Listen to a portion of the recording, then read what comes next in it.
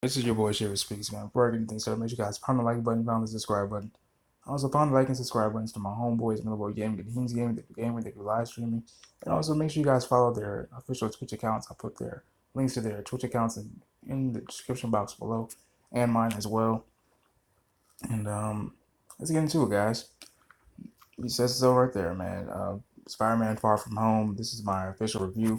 Now, I apologize for like the late, you know, release of this to YouTube. I actually did my official review, a couple days ago, but for some reason I just could not get it to upload to YouTube for some odd reason. A lot of technical issues have been going on like this past couple days and last week, so I apologize for the late release. But anyway, let's get into it. Now I want to talk about just a few points, few scenes that I realized in the movie that I liked in the movie, as well as the very beginning of it. In the very beginning of it, we see Peter, Spider Man, just doing a fundraiser, speaking at a fundraiser with his Aunt May. He actually gets stage fright while doing it during public speaking, but after that's done, he's bombarded by paparazzi saying, "Hey, Spider Man, are you the new leader of the Avengers? Are you gonna be the new Iron Man? Are you gonna step up and take Iron Man's place?" Obviously this is still fresh on Peter's mind and emotionally and things of that nature. He's missing his mentor. Everyone is. The whole world is still mourning Tony Stark. And you saw a lot of few points of how the world is actually mourning the death of Tony Stark. Europe, for Christ's sake. I mean, during a climactic battle, not even, I think, yeah, when Mysterio is fighting Elemental, we peer over and there's like a memorial for, Iron Man, and you see him just getting so emotional, and we see him just going on top of the building and he looks over and there's a mural of Iron Man right there as well. And even Nick Fury says, Stark chose you because he believed that you could step up and be pretty much just realize and take advantage of your maximum potential. Even when Happy saved him while he was in the Netherlands after getting his ass kicked by Mysterio in their climactic battle, because mind you, Peter wasn't used to, his illusions just yet. He wasn't able to figure out which was real, which was fake. And speaking of Mysterio, I'm gonna get into his backstory real quick and how he turned evil and things like that. Jay Gyllenhaal did a wonderful job playing Mysterio, Quentin Beck Mysterio. He did a great job. He clearly embodied, his personality, like a very unstable man underneath, and very much of a con artist, likewise. But anyway, so Quentin Beck, in this movie, there's a few callbacks, like I said in the beginning of the video. Um, Quentin Beck, his technology was used during an MIT Expo that we saw in Captain America Civil War. With Tony talking about his Barth technology.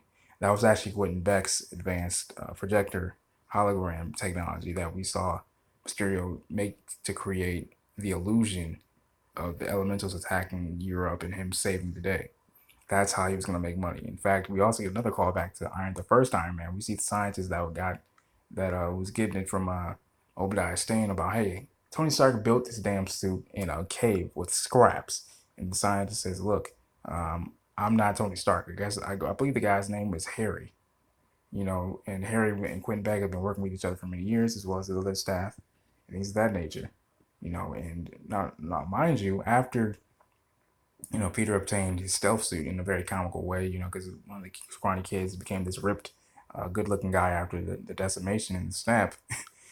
He saw Peter getting his stealth, getting undressed to put on the stealth suit very forcibly by a shield agent, and he snapped a picture. He was gonna send it to Michelle, and mind you, the guy was, like I said, um, guy became like this really good-looking, charming, and ripped guy. So every girl's going after him, including MJ. So Peter's definitely, understandably emotionally, insecure and jealous. Making sure that, hey man, I can't let you get out my girl like that, right? And so, he puts on the stealth suit, and after they face the elementals, the fire guy, he saves Ned and his girlfriend Betty. Because the whole thing about going to Europe for Peter was just having a good time with his friends and taking the trip, taking a break from being a hero for some time, and profess his feelings to MJ. He went down he broke down his whole agenda to Ned. Ned said, look, man, that's gonna suck. It's supposed to be European bachelors. Europeans love Americans. To which Peter said, do they? But like I said, while they're in a pub with Quentin Beck, while Peter and Quentin Beck are in that pub, Peter hands over Edith, which is the special AI that Tony created, just before he died. It's in special sunglasses. They were gifted to Peter, with a note that says, to the next one, Stark, these are for you. And mind you, Peter had, what he thought was an epiphany, since he trusted Quentin. He said, Quentin, this is for you, man. This isn't for me. Tony said, Mr. Stark said I would have to make a choice, and I made the choice, and I choose you to, be the helm, be the next Tony Stark. So here you go. Now, Edith stands for, and I like this acronym so much, it made me laugh right off the bat when I first heard it. Edith stands for, even when I die, I'm still the hero. As Edith said, Mr. Stark, Tony loved the acronyms, and I can see why that was a great one. And so eventually, now that Quentin was in the possession of Edith, his technology, his projector technology could be even better. His illusions can be on an even grander scale than usual. And we saw that in the final climactic battle. After Spider-Man creates his wonderful red and black suit, and with the help of Happy on the jet, which actually unfortunately got blown up. But I mean, I'm pretty sure they can get another one, right? But anyway, on that jet, Happy had a heart to heart with Peter. He said, "Look, Tony was my best friend. I've known him for years, and for as long as I've known, Tony's always been a mess. Always. He always second guessed everything he did, but the only thing he never second guessed was picking you." And this is, I think, in my opinion, was the best homage to Iron Man, Tony Stark. It was when Peter finally heard that from Happy, and he got up and he said, "All right, I'm gonna kick his ass." So he goes to the suit creator, and all of a sudden, Happy says, "All right, kid, I'm gonna cue the music." He said, and all of a sudden you hear all you hear is ACDC's "Back to Black," and Peter says, "Oh my gosh, I love Led Zeppelin." And I thought that was pretty damn funny. But at the same time, you see that huge smile on Happy's face, pun intended, because it reminded him of his best friend doing what he loved, which was creating. And I think that was just so beautiful for them to do that with Spider-Man. But let's cut to the final scene though. After Quentin Beck gets killed, it seems I'm thinking everything is good. So MJ goes on a date with Peter. They're swinging around. MJ's just scared shitless because she's just so shooken up she couldn't believe that she was just on a swing date with Spider-Man, right? So as Peter's getting ready to swing off, Quentin Beck, his final message, lying, about Spider-Man, of course, saying, "Hey, Spider-Man attacked me. This is my last message in case I die." You know, Spider-Man is Peter, and it cuts off, and I'm thinking, "Oh shit, oh that was a close one," but then they throw a curveball. The video continues with saying, "Peter Parker is Spider-Man," and I'm like, "Oh shit."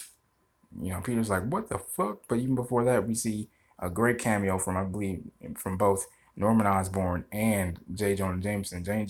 Jonah Jameson, of course, is on his usual fuck Spider-Man. He's the worst Spider. He's not a superhero. He's a supervillain. Quentin Beck, Mysterio, is the greatest hero of all time type spill.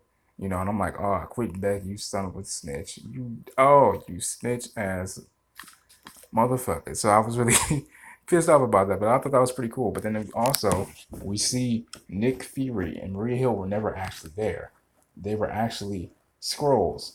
Talos from Captain Marvel portrayed Nick Fury the entire film, while Nick Fury was seemingly on a simulated vacation on a cosmic military base, on a cosmic scroll base, just chilling, getting ready. Looks like they were getting ready for the next Captain Marvel movie. And I look forward to that, man. This has been your Voice Here Speaks. Let me know what you guys think about this video. What you guys think about Spider-Man Far From Home?